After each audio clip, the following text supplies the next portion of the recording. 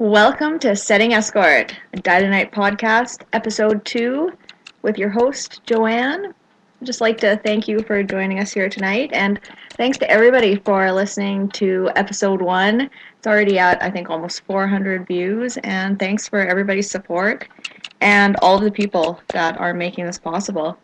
So this is episode 2. Today we are going to be talking about little love and little friendship and camaraderie and sort of everything that makes our community go around. I think we're pretty lucky with this game due to the fact that it relies so much on teamwork that we actually get to know each other pretty well. So in this episode we are going to be visited by our resident zombie guru, Ask Alice. She's going to be answering all of your super personal post-apocalyptic questions.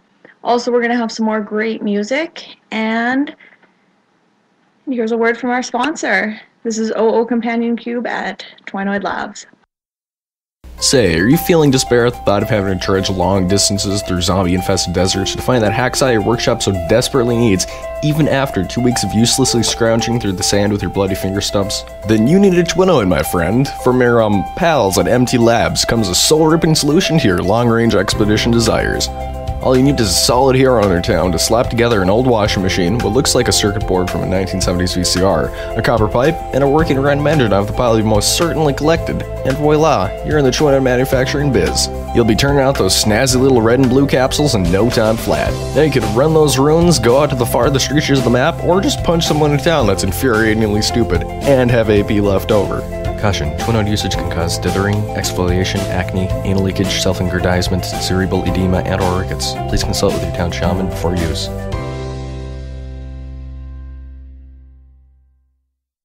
That was so good and original. And that's one thing I just love about the community. Everybody pulls together and contributes.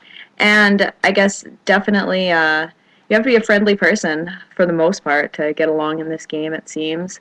You know, especially if you're playing full organized towns and stuff, you have to go to small towns, random towns, you have to go meet new people, teach new people. I think interpersonal skills are really important for this game.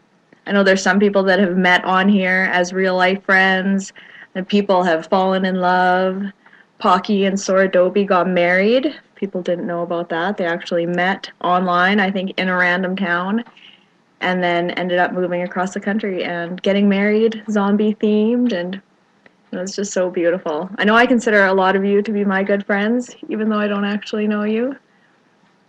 But speaking of random towns and meeting new friends, here is a song from Fallen Rico, written by John Ralphio, and it's called Random Town. So listen up.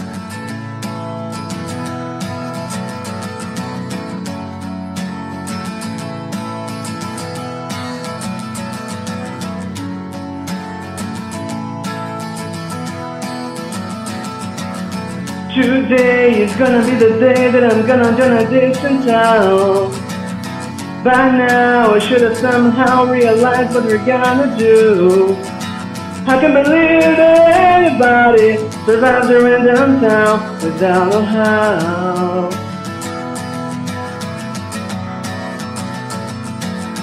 Day one, get your ass off the streets and get weapons to help us out.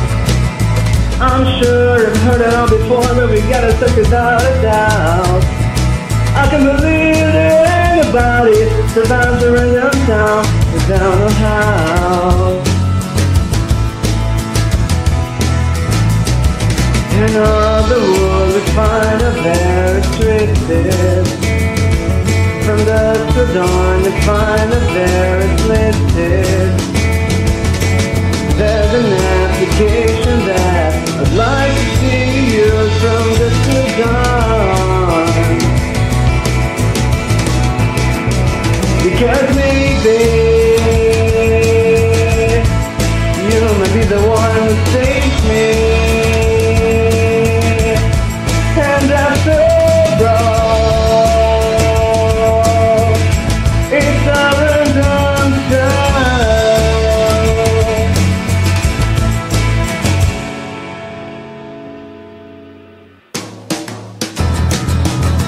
Day two was gonna be the day we were gonna do the right retreat. By now we should have somehow had started like ecstasy. I can believe that anybody survives the rhythm sound without know how. And all the iron have a very proud. And all the heroes we have in here reborn. There are many fields that I would like to play to you, but I don't know how.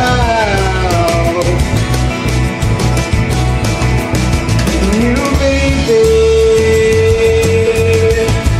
you gotta be the one that saves me.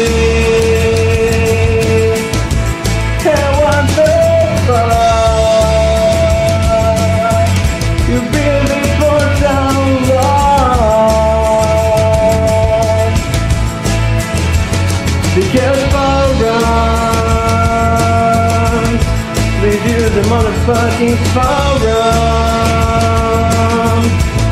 Well, that's so wrong. It's a random town.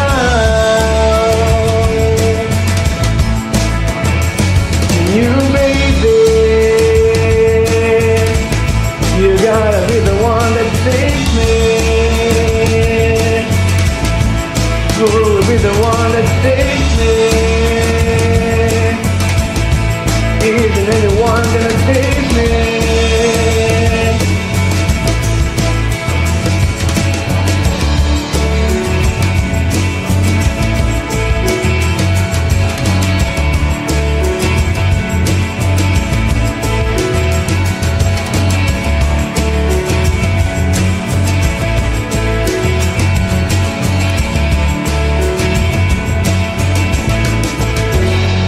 Random towns. They're always so much fun.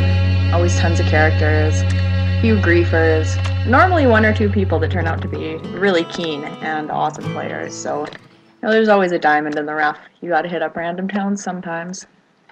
So in the spirit of community, a little while ago we put out a poll asking for a whole bunch of information from you guys so I could exploit it on this podcast. And one thing that was asked was write a long or short thank you letter to someone in the game. And this was actually made up by Young Chin, so thank you so much, Youngie, for doing the poll. And Nightmare Cheryl, she did a poll too that I've been taking from, so thank you so much. So here are some of the people that were named out for thank yous. We got one, big thanks to Fallen Rico. He told me a lot about the game and learned how to speak English a little bit as well. It's awesome camaraderie. I know I learn things from people every day. There's a thank you to Vertigo Process for doing things I'm now sure I hate, and that is from Green Bean, so it must be some sort of inside joke. We have thanks for the great ride, Working Class Heroes, that's from X-Claw. We have Sashimi thanking everyone that plays. We have Grinch saying something nice, Dear Youngie, thanks for being a great partner. Focus on your studies and come back for us. We will be waiting for you. I guess he's a Muto again now, so that was him. We also have... I'd like to say a thank you to Metal Person from Zombionia. I know him when I was starting in the Spanish version. He was new too, but much older in game. Here's one. Oh my, well, thank you for everyone that play with me. I learn from everyone, and that's Shiwan Chan. I think I pronounced that right. Cloud8 would like to thank anyone who communicates well in the forums and plays selflessly. So that's awesome. Evil One says, thank you to the great Muto and Niggle. Great people. Thanks for letting me be in a meta. Tough Man says, thanks to every one of my meta teammates for making our town the best. There must have been a rush of 6FO people come on, because I see a thank you Dream for letting me play with 6FO. Here's a thank you Reaper for being the best coalition leader I've ever had the pleasure of following. That's really nice. We have, I think that Walking Crow has a great sensitivity to new players. He puts a lot of effort in guiding them and supporting them throughout the game. That is awesome. I think he deserves a community involvement award. Way to go, Walking Crow. I think so too. You're always going around and being friendly. You're always willing to participate in anything, and that's just so great. We got a thank you, I Dare, for inviting me to RFM.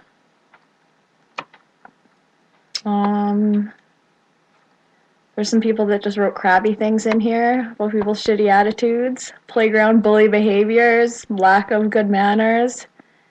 Cerebrus, you're not supposed to write that. You're supposed to write happy things.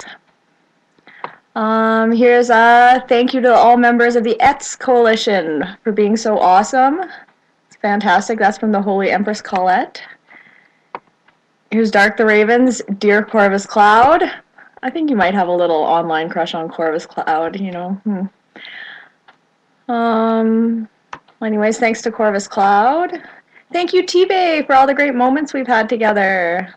Oh, there's a thanks, Joanne. Thanks, Liam McGill. Here's a whole bunch. Thank you, Working Class Heroes, Blair, Coro, Isaac, CLW, or Isaac LW, I guess. Who else? Ace is the best expert expedition whoring mate. Hey, that's a good shout out. So thanks to Avaris and Kof Korea and the 7 Deadly Sins. Here's from Neuro Guy. I just want to thank all the Oozing In members who took me into the fold back in Season 3. It's awesome. Here's one that says, thank you very much, my dear unknown ghoul friend, for eating me alive. I hope you enjoyed your meal while I was watching you in horror. And that person chose just to leave a question mark for their name. So there's a lot of love going around. It's always good to pay a compliment. It's always nice to spread some extra love. And I'm really glad so many people participated in this. So now we're going to be spreading a little more love and getting a lot of advice from our resident guru, Zombie Alice. She is answering your phone calls. They're coming in right now. I already see the phones are all lit up. So thank you, Alice, for joining us, and the floor is yours. Hello, hello, hello. Welcome to Zombie Alice, where the advice you get is worth exactly what you paid for. I take your requests for help and try to guide you through these very difficult times. We have 3 callers today who are looking for some guidance, so let's hear from the first one now. Hello, this is Tibet33, and I have a question for you. There's a citizen in my town who smells like a zombie. Really stink. A little bit more than Walking Crow when he didn't take a shower for 3 or 4 weeks. So imagine. And he act like a man. But some of us suspect he's a zombie who's just pretending to be a human, so we can gather some intelligence on us. A little bit like Mad Max do. But it's not Mad Max. So we don't have much water left, so we can't afford to throw a water ration on him. What can we do to determine if he's dead or alive? What could we do? Tell me, please. I'm waiting for your answer. Honey, with that accent, you could do anything you want. Oh, sorry, I got distracted there for a little bit. Let's see. So you suspect someone in your town is really a zombie who's gathering intelligence on you, but you can't afford to risk wasting a water ration on him. I can understand that. Water's priceless these days. Well, there are a few things you can do to determine if he's a zombie without wasting any water. First, if you have a mini hi-fi, play the Britney CD when he's around. If he runs away from the sound, you know he's a human. If he doesn't react, find a weapon in the bank and kill him. If you don't have a Britney CD or a hi-fi, talk to him. Ask him questions. Most zombies will either not respond or they'll just grunt and moan like that kind of thing. If he doesn't make any sounds at all, tell him you're going to get the town to shun him for lack of participation or whatever. Just make something up. That usually gets some kind of reaction out of people because they don't want to be shunned. If he still doesn't say anything, tickle him. I know that sounds weird, but hear me out. Scientists have proven that zombies don't respond to tickles. But most people are ticklish to some degree, either in your armpit or your neck or your feet or whatever. Just watch where you tickle him. If you touch him in certain places and he's not a zombie, you might find yourself shunned before the day is over. And now on to our second caller. We have someone in our town who keeps punching people, taking all the drugs and building things we don't need. There are 28 of us in this town, but he's friends with most of us, so he can't get enough people to vote for Sean. The only help from things he has done has been serving as watchman every night, but that doesn't make up for all the crap he does. Telling advice what to do. Oh my. Another male with an accent. I think I should get a phone line and offer some private advice. Anyway, let's see. You have a griefer in your town who seems to be friends with most of the people, therefore he's not getting shunned. This must be a real pain. Well, since he's willing to serve as a watchman, maybe that's one reason why there haven't been enough votes to shun him. Or maybe, like you said, there are just too many people who are friends with him. Or maybe the rest of your town is just filled with passive pansies who are afraid to speak up. I only see one solution to this problem, but you're going to have to do some acting. In the evening, when he's resting, go to his tent with some alcohol and a deck of cards. Act like you want to be his friend.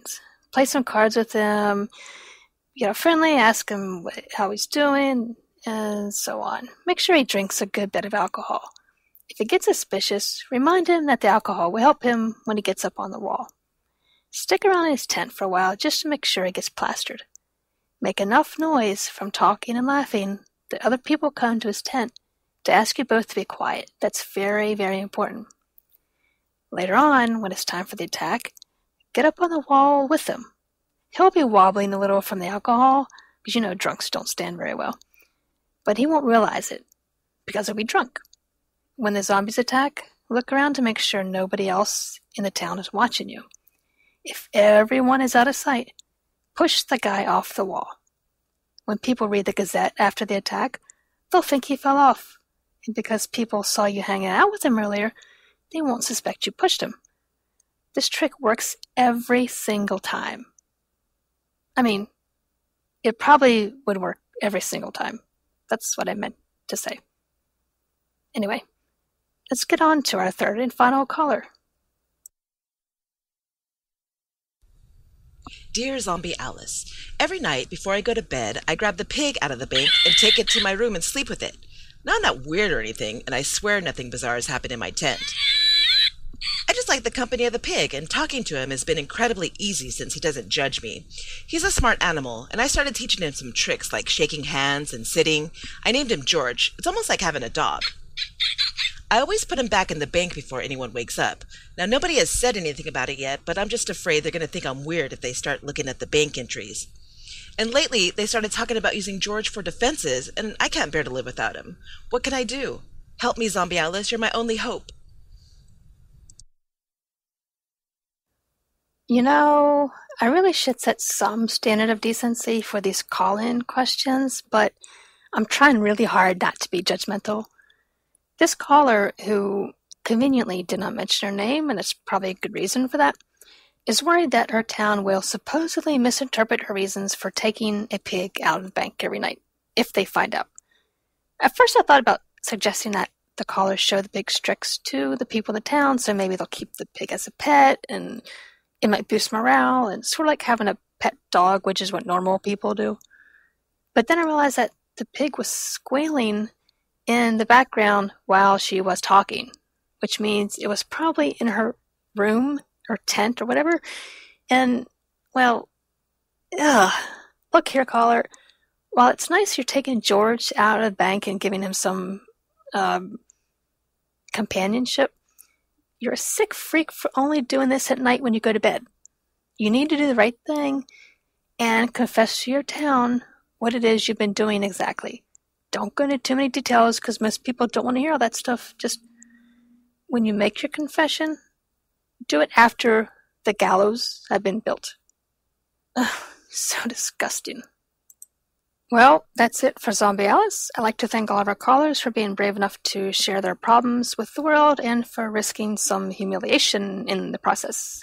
And just a legal reminder, if something bad happens to you because you took my advice, I'm not responsible. Zombie Alice, you always give rockin' advice. Thanks so much for joining us. And thank you so much for our call-in people as well. That was Nick Sowell, Monkey Luffy, and T-Bay33. So next, we have a beautiful song from a very beautiful, sultry woman, Devlin, and she's singing about love in the wasteland. So I hope everyone enjoys. Hey there, sweet, handsome man. You sure are looking grand. You're everything a big bad zombie could ever want. Sweet, sweet, handsome man. I don't think even a big boy can go walking in the spooky desert at night alone. What a sweet smell you have, the kind of smell that drives zombies mad. Just to see that you don't get chased, I think I ought to walk with you for a ways. What perfect skin you have is sure to lure something bad. So until you get to the town gates, I think you ought to walk with me and be safe. Gonna keep the smile on my face till I'm sure that you've been shown that I can be trusted walking with you alone. Sweet, sweet, handsome man, I'd like to hold you if I can, but you might wonder at my smell, so I won't. What a big heart I have, the way I feel for you ain't bad. I just want you to know that even zombies can be sad. I will try to be satisfied, just walking here close by your side. Maybe you will see things my way. Zombie life is not so gray. Sweet, sweet, handsome man, you sure are looking grand. You're everything a big bad zombie could ever want. Thanks, Deb. And that song was called Sweet Handsome Man. You did a fantastic job singing it. Sweet Handsome Men. That's something the Dynamite community has lots of. I consider ourselves really lucky that we have so many nice people and nice, giving, wanting to be helpful people and people that just get along all the time. I really, really appreciate that. And I really appreciate all of you listening and the people who filled in the polls and everybody who supports. And so I guess that is it for this episode. Next episode will be, I think, some player interviews. Maybe in the coming episodes there's going to be some talk about the good and bad of metas. We are also going to have a few more little montages from the community and also some more rockin' local talent. So definitely stay tuned, spread the love, and remember to set escort.